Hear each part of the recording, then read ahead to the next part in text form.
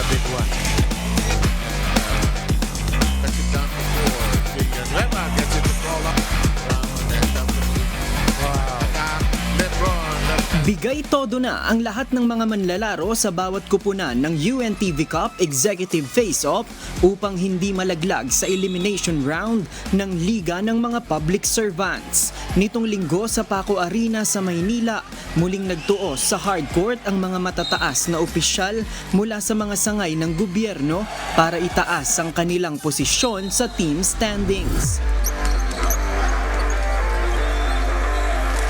Sa first game, do or die mindset agad ang diskarte ng PNP responders para makuha ang panalo kontra sa NHA Home Masters.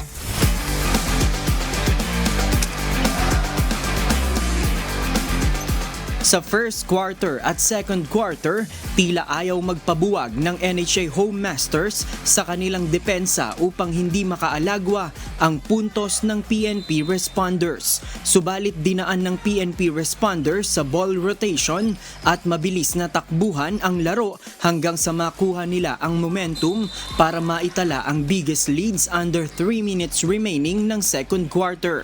Sa third quarter, lalong lumobo ang puntos ng PNP responders sa double-digit na kalamangan. Hindi na rin nakaporma ang NHA Home Masters sa fourth quarter at tuluyan na silang pinatumba ng PNP responders sa final score na 73-64. Unang-una kasi sinabi ko sa kanila, yung game namin is do or die na kami.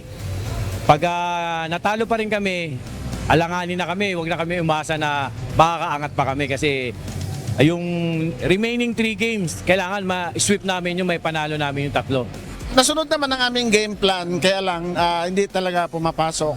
At binibigay namin sa PNP responders sa maganda yung laro nila ngayon. At kinapos lang talaga kami. Pero we assure our followers na sa susunod uling 2 laro namin, ibibigay pa rin namin ang lahat. Hinirang naman na best player of the game si Police Lieutenant Colonel Joseph Garcia dahil sa kanyang ikinamadang 23 points, 6 rebounds, 2 assists at 2 steals.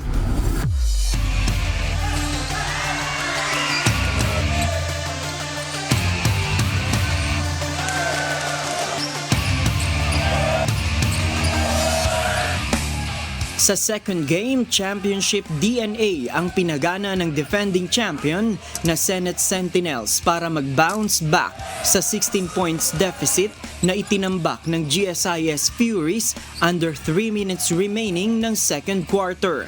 Pero naibaba ito sa pagkayod ni na Senator Joel Villanueva at Senator Bongo na bumuslo ng crucial 3-pointer para ibaba sa kalahati ang kalamangan ng GSIS Furies. Sa third quarter, bahagyang lumuwag ang depensa ng GSIS Furies at dito na nakahabol ang Senate Sentinels para muling lumamang sa laban. Napanghawakan ng mga kampyon ang kalamangan hanggang sa pagtunog ng buzzer sa final score na 79-65 para maitala ang unang panalo ng Senate Sentinels sa Executive Face-Off 2025. Siguro ngayon kaya nanalo yung determination, gusto talaga manalo 0-2 eh. Defending champions, dapat pakita mo naman na play to win. Ika nga. Finally, nanalo po kami after 2 losses, no? First 2 games namin, talo kami ngayon, nanalo kami. Ang hirap ng panalong to after being down by 16 points sa second quarter. Talagang hindi kami nakapag-practice nito mga nakaraan dahil sa mga bagyo. Tapos yung mga boss na-busy. Lesson learned sa amin to. Unang-una yung conditioning tsaka yun, hindi nga sila nakapag-practice. Sa tingin ko naman, babalik yung mga boss, magkukomit sa practice para makuha ulit yung sistema tsaka yung hangin. Hinirang na best player of the game si Senator Joel Villanueva para sa kanyang outstanding performance na 30 points, 4 rebounds, 6 assists at 2 steals.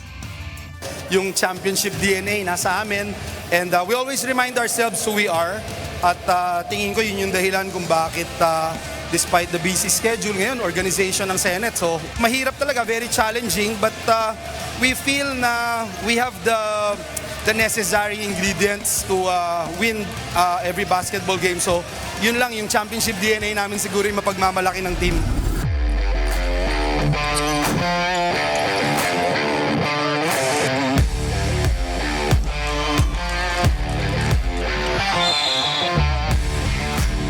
Habang sa third game, hindi pa rin nabahiran ng pagkatalo ang mga sundalo matapos pataubin ng AFP Cavaliers ang Executive Branch Commanders na naghahabol ng panalo para makapasok sa quarterfinals.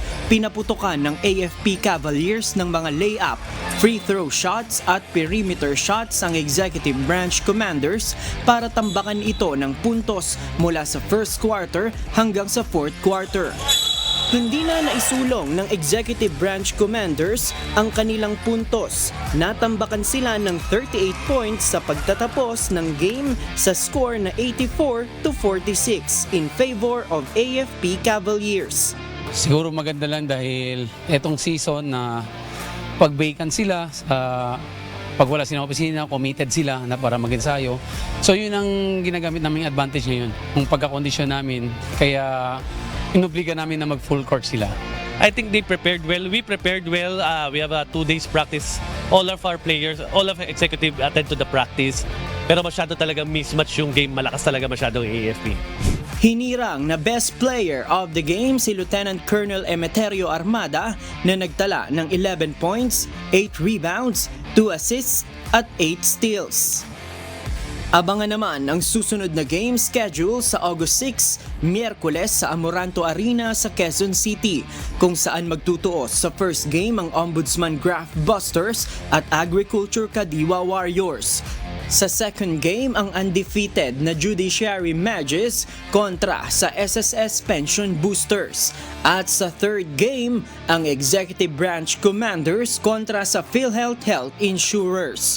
Tunghayan ang live stream ng laban sa official Facebook page ng UNTV Sports at YouTube channel ng UNTV. Win in sports, win for charity. JP Nunez, humahataw sa balita ngayon.